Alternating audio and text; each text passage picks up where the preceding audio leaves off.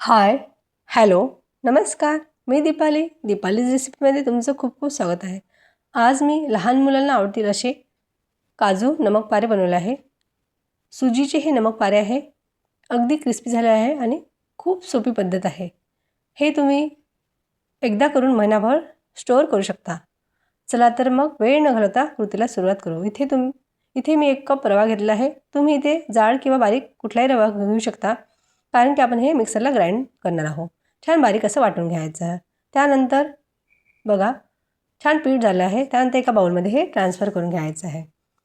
हे ट्रान्सफर केल्यानंतर हे आपण थोडं बाजूला ठेवणार आहोत आणि गॅसवर एक कढई घ्यायची आहे. त्यामध्ये 2 चम्मच तेल टाकून घ्यायचं आहे. त्यानंतर अर्धा चम्मच जिरं आणि अर्धा चम्मच ओवा टाकून घ्यायचा आहे. जिरं आणि ओवा छान तडतडू द्यायचा आहे. तेलामध्ये छान जिरं आणि ओवा परतून घ्यायचा आहे. एखादा मिनटं हे छान परतून घ्यायचं आहे. जिरं आणि ओवा छान तेलामध्ये एखादा मिनटं परतल्यानंतर 1-2 मिनटं परतल्यानंतर यामध्ये काही बेसिक मसाले जाणार आहे. चवीनुसार मीठ टाकून घ्यायचं आहे. पाव चम्मच हळद टाकून घ्यायची आहे आणि एखादा चम्मच तुम्ही जर तिखट कमी अधिक खात असाल तर कमी तिखट टाकू शकता. मी इथे 1 चम्मच लाल तिखट टाकलेलं आहे. तुम्ही कमीसुद्धा करू शकता. छान हे सर्व जिन्नस आपल्याला तेलामध्ये साधारण एखादा मिनटं किंवा 2 मिनटं परतून घ्यायचं आहे. अगदी मंद आचेवर हे भाजून घ्यायचं आहे. हे कोरडे मसाले जळू नये म्हणून मंद आचेवर आपल्याला हे तेलामध्ये परतून घ्यायचं आहे. त्यानंतर व्यवस्थित असं परतल्यानंतर आपल्याला इथे अर्धा कप पाणी टाकून घ्यायचं आहे. पाण्याला छान उकळी येऊ द्यायची आहे. छान उकळी आल्यानंतर आपल्याला रव्यामध्ये टाकून घ्यायचं आहे. छान एक उकळी आलेली आहे आणि हे गॅस बंद करून घ्यायचं आहे. रव्यामध्ये आपल्याला आता बेसिक काही जिन्नस टाकायचे आहेत.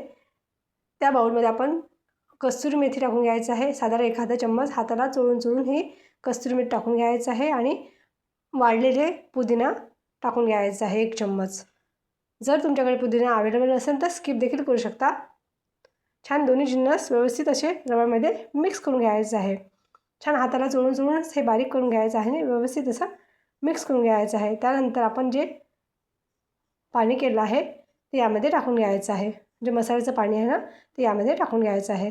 व्यवस्थित चमच्या सहाय्याने मिक्स करून घ्यायचं आहे. छान थंड झाल्यानंतर थोडं कोमट झाल्यानंतर हाताने व्यवस्थित असा गोळा मळून घ्यायचा आहे. छान हे व्यवस्थित हाताने मळून घ्यायचं आहे. व्यवस्थित असा गोळा करून घ्यायचा आहे. त्यानंतर आपल्याला हे छान डो बनवून घ्यायचा आहे. व्यवस्थित असं हाताने मळून घ्यायचं आहे. व्यवस्थित मळलं जातं. व्यवस्थित मेजरमेंट आहे. पाण्याचं प्रमाण पण व्यवस्थित आहे. व्यवस्थित असं मळून घ्यायचं आहे.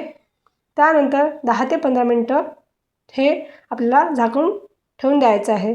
झाकल्यामुळे काय होतं, जे सुजी असते ना ते पाणी छान ऑब्झर्व करतं आणि छान फुललं जातं. त्यामुळे आपल्याला हे 10 ते 15 मिनटं आपल्याला झाकून ठेवून द्यायचं आहे. 10 ते 15 मिनटं आपण याला झाकून ठेवणार आहोत. छान 10 ते 15 मिनटं आता इथे झालेलं आहे. बघा 10 ते 15 मिनटं झालेलं आहे. त्यानंतर हे झाकण काढायचं आहे आणि व्यवस्थित असं मळून घ्यायचं आहे. छान आता पीठ थोडंसं घट्ट होतं कारण की रवा छान फुललेला आहे. त्यानंतर पोळीपाट घ्यायचं आहे. यामधला एक पोर्शनमध्ये डो घ्यायचा आहे. मोठ्या प्रमाणात डो घ्यायचा आहे आणि व्यवस्थित असं छान पोळीपाटावर मळून घ्यायचं आहे आणि थिक जाड अशी पोळी लाटून घ्यायची आहे. थोडंसं जर हे पोळीपाटाला किंवा बेलण्याला चिटकत असेल तर थोडंसं तांदळाचं पीठ इथे भुरभुरून घ्यायचं आहे. जर चिटकत नसेल तर स्किप देखील करू शकता. इथे मी थोडंसं तांदळाचं पीठ वापरलेलं आहे आणि व्यवस्थित असं लाटून घेते. जाड अशी पोळी लाटून घ्यायची आहे.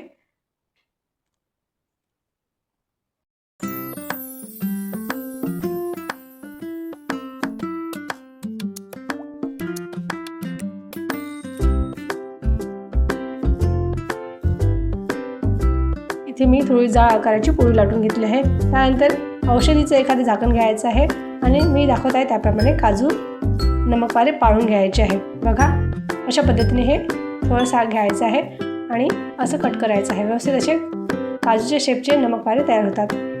अशाच पद्धतीने सर्व मी बनवून घेते. छान या पद्धतीने आपल्याला हे बनवून घ्यायचे आहे.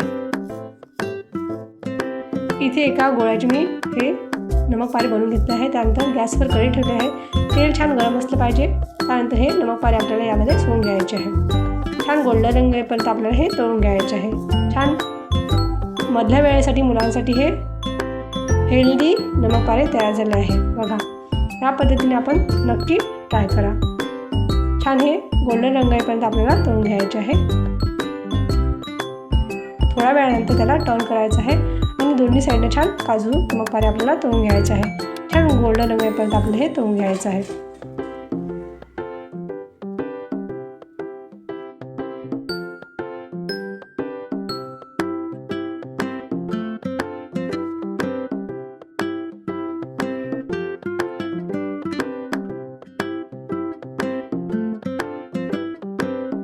बघा, इथे छान गोल्डन रंग आला आहे आणि संपूर्ण हे काजू नमक पारे काढून घेत आहे. खायला तयार झाले आहे छान हेल्दी असे सुजी नमक पारे. नक्की एकदा करा आणि महिनाभर स्टोअरसुद्धा करू शकता. नक्की तुमच्या मुलांना असा हेल्दी स्नॅक्स मधल्या वेळेस खाण्यासाठी देऊ शकता. रेसिपी आवडली असेल तर एक लाईक जरूर करा आणि अजूनपर्यंत दीपालीज रेसिपी या चॅनलला सबस्क्राईब नसेल केलं तर जरूर चॅनलला सबस्क्राईब देखील करायला विसरू नका. भेटू पुन्हा एखादी छानशी रेसिपी घेऊन. मी तुमच्यासोबत नक्कीच लवकर शेअर करणार आहे. चला तर मग बाय.